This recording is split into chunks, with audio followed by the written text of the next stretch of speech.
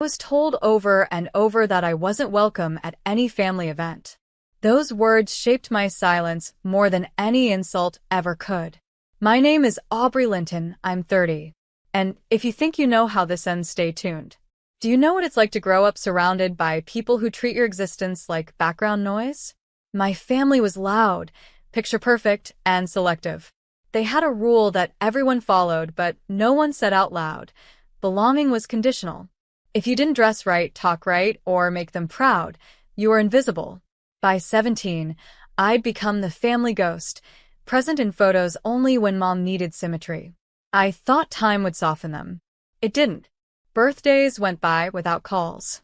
My brother's wedding came and went without an invite. Thanksgiving dinners? Oh, we figured you were busy. Busy. That word was their velvet dismissal. When I left Ohio for a marketing job in Portland, I told myself I'd finally breathe. The distance helped. I met people who didn't need me to perform, friends who laughed too loud, neighbors who dropped off soup when I was sick. Real people. Then came Eli, a man who loved quietly. He didn't ask for explanations, just honesty. When he proposed under the rain-lit bridge downtown, I said yes before he even finished the sentence. As our wedding plans unfolded, something inside me stayed cold. I couldn't shake the thought of sending invitations to the same family that had spent years pretending I didn't exist. Every RSVP would feel like charity. So I didn't. Not one. 2 weeks before the wedding, my cousin Danielle sent a voice note dripping with accusation. You really think you can cut everyone off, Aubrey? They're furious. You better fix this. I stared at my phone, then smiled. Because I already knew exactly how I'd end it all. The day Danielle's message hit my inbox, I was arranging wedding seating cards on our kitchen counter. Names of people who loved us, not tolerated us. There was a piece in it, like rewriting my own guest list for life. Eli noticed my tight smile. Family drama again? He asked softly, rinsing coffee mugs. Not drama, I said. Just ghosts trying to RSVP. He didn't push. That's what I loved about him, his quiet respect for my boundaries. Still, the universe has a cruel sense of timing. By that afternoon, my phone lit up with texts. Mom, you're being childish. This wedding is a chance to heal. Dad, you think you're better than us now. Brother, you'll regret this stunt. I didn't reply, but I could feel the old fear crawling back, the one that used to make me shrink, apologize, over-explain. That night, Eli found me sitting on the floor, scrolling through messages I hadn't opened. He knelt beside me, his hand brushing mine. You don't owe anyone an invitation to your peace, he whispered. I exhaled. Maybe that's what I needed, permission to choose myself. Still, curiosity won. I clicked open Mom's last voicemail. Her voice trembled, the practiced kind of sadness that sounds rehearsed. Aubrey, you've always made things difficult. Your father's embarrassed. If you just apologize, we could fix this before people start asking questions. Fix this. That phrase triggered something sharp inside me. They didn't want reconciliation. They wanted control. Public image. A way to frame me as the rebel daughter who came crawling back. But they underestimated how much I'd changed. That night, I opened my laptop, typed out a simple email, and scheduled it for delivery on the morning of my wedding. When that message sent, the story of my family finally ended exactly where it began, with truth they couldn't twist.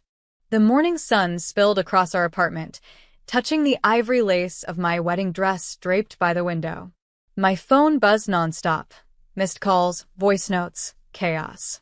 I ignored every one of them, because somewhere between last night and this morning, that email had been delivered.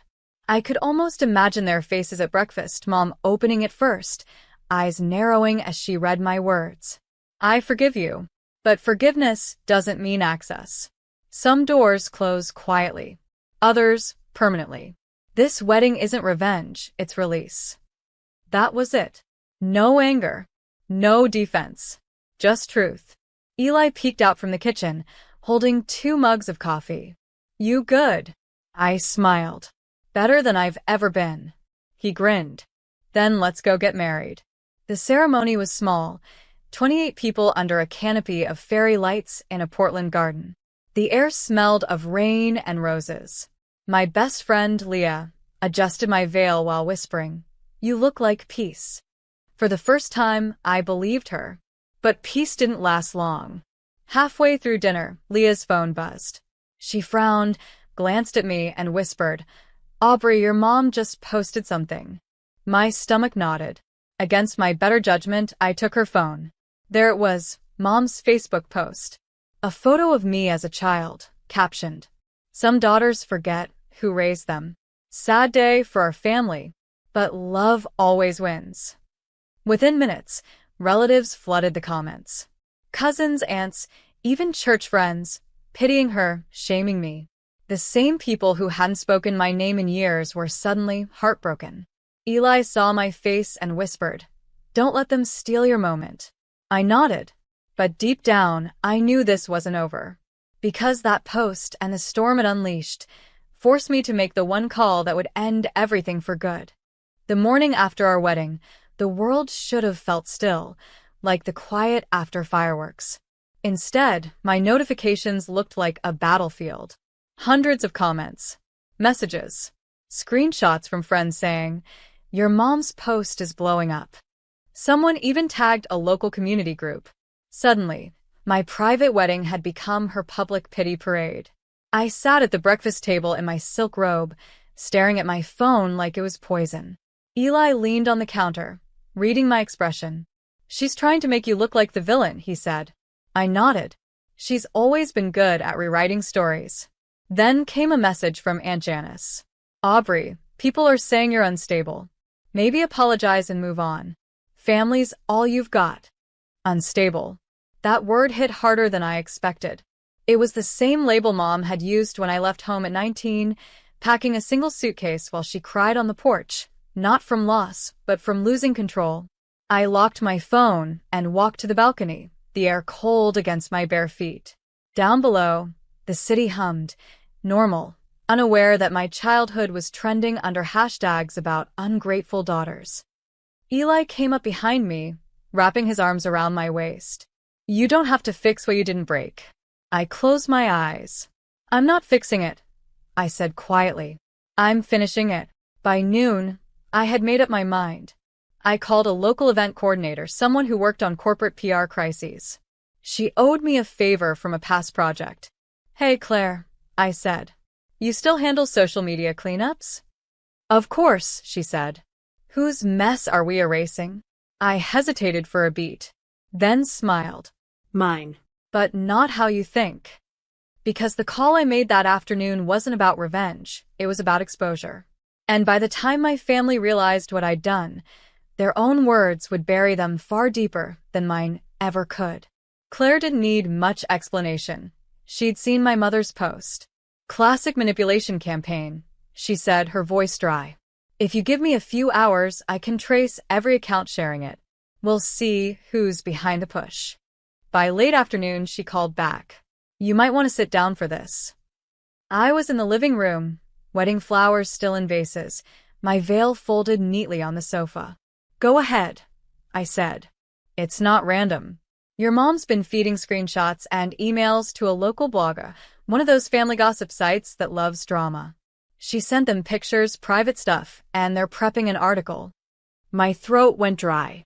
"She's trying to ruin my name." Claire's voice softened. "Not if we get ahead of it. You still have that photo collection from when she threw you out?" I did. "Years ago, after Mom told people I'd walked out ungrateful, I'd saved the eviction notice she taped to my door, the text messages, the police report she filed claiming I'd threatened her, just to justify her lie." "Send them," Claire said. "We'll build your side. Calm, factual, professional. No anger, just receipts." When I hung up, Eli was watching me. "You're really doing this?" "I'm done hiding." He nodded slowly. "Then do it right. Tell the truth, not for them, but for you." So I did.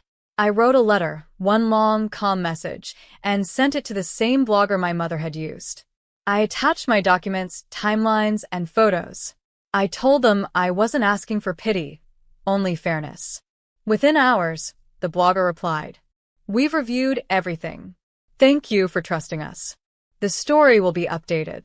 The next morning, the headline changed. Daughter speaks out. Family lies, love, and the price of silence. By noon, the comments turned. People saw through the act. My mother's sympathy collapsed under the weight of her own words. And for the first time, the silence around my name wasn't shame, it was peace. By the next morning, my phone looked different, quieter. No new insults.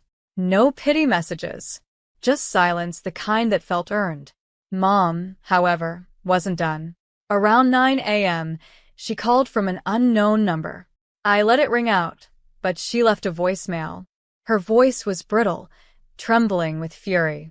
"You had no right, Aubrey. You embarrassed this family. Your father's humiliated. You'll regret this." I replayed that line twice. Not because it hurt, but because it didn't. That's when I made the call. The one I'd been saving. It wasn't to Claire or the blogger or even to Eli. It was to my lawyer, Ms. Reynolds, the same woman who helped me file a harassment order years ago when Mom wouldn't stop showing up at my old apartment. "Hi, Grace," I said. "It's Aubrey. I need to update the terms on that old order. My family's crossed a new line." Within minutes, she pulled the digital trail, Mom's defamation posts, the public harassment, the leaked personal photos. "You've got a solid case," Grace said. "This isn't family drama anymore. It's digital harassment and invasion of privacy." By noon, she drafted the legal notice, a cease and desist order warning that if my family continued their smear campaign, we'd press charges for defamation and emotional distress. I signed it electronically. She sent it straight to Mom's email and copies to my father, my brother, and Aunt Janice. An hour later, my phone buzzed again. One text from Dad. "You didn't have to go this far." I stared at it, then typed my only reply. "You should have stopped her before I had to." After that, nothing. No calls. No comments. No posts. Just the heavy stillness of a bridge finally burned, and the faint, liberating scent of freedom on the other side. That night, Eli took my hand across the dinner table. "You okay?" I smiled, small, steady. For the first time in my life, I actually think I am. 2 weeks passed, and the storm around my name died out completely. The same people who'd once whispered about me now moved on to someone else's scandal. That's the thing about public pity, it expires fast. Mom never reached out again. Her silence didn't ache the way I expected. It felt deserved. I heard through a cousin that she deleted her social media accounts after the blogger issued a follow-up clarifying how she'd falsified messages. My father had retreated too, no apologies, no defense, just avoidance. For the first time, my world was quiet. I focused on my new life with Eli. We returned from a short honeymoon in Oregon, our phones blissfully off, our hearts finally calm. Some nights, though, I'd wake to faint echoes of old memories, the sound of my mother's voice calling my name, the way I'd always run toward it hoping it meant love this time. But love, I learned, doesn't beg. It doesn't demand performance. It stays. One evening, while unpacking boxes in our new apartment, I found an old photograph buried in a drawer, a family picture from when I was 10. We were smiling on a picnic blanket, sunlight slicing through the trees. For a heartbeat, I wanted to keep it. But then I noticed it. Mom's arm wasn't around me. It was around my brother. I was just there. I slipped the photo into an envelope and mailed it to Grace, my lawyer, with a note. "Keep this for the case file." A reminder of where it started. Eli watched quietly. "Closure?" he asked. "Not yet," I said softly. "Almost." The next morning, I received an email from Claire, the PR specialist. "Everything's clear now. Your name's clean. If you want, we can issue one final public statement." I hesitated, then typed back, "No need. Some endings don't need an audience." But in truth, there was one last thing left undone. One conversation that wasn't about defense or justice. It was about letting go for good. And it would happen in the place where my silence began. I drove back to Ohio on a gray Sunday morning, the sky heavy with rain. The roads were familiar, lined with the ghosts of every version of me that once tried to belong. I didn't tell anyone I was coming. I wasn't there for closure that needed witnesses, just the kind that demanded silence. The old house looked smaller than I remembered. The shutters peeling, the porch sagging. A single for sale sign swayed in the wind. My mother was gone. They'd finally decided to leave the town that once defined us. Still, I stepped out of the car and walked up to the front door. That door, the same one she'd once slammed on me when I came home at 19, suitcase in hand, begging to talk. The same one where she'd told me, "You're not welcome here anymore." I touched the handle and whispered, "Neither are you." In my hand was a single envelope. Inside, a copy of the legal notice Grace had sent, and a short handwritten note. It read, "I release you. Not for you, but for me. This door no longer owns me." I slid it through the mail slot, turned, and walked away. The rain started, soft, steady, almost cleansing. When I got back to the car, Eli texted, "You good?" I stared at the screen, then smiled. Yeah. It's done. As I drove off, the town blurred behind me, streetlights glowing through rain like ghosts waving goodbye. My reflection in the window didn't look like the girl who was never invited. It looked like someone who'd finally invited herself into her own peace. Back home, I placed my wedding photo on the shelf, not the edited one for social media, but the real one. Me and Eli laughing mid-dance, my veil tangled, joy unpolished but real. Sometimes healing isn't loud. It's the quiet certainty that you've already won, not because they lost, but because you finally stopped fighting for space in a story that was never written for you. And when I locked my apartment door that night, it stayed closed for good.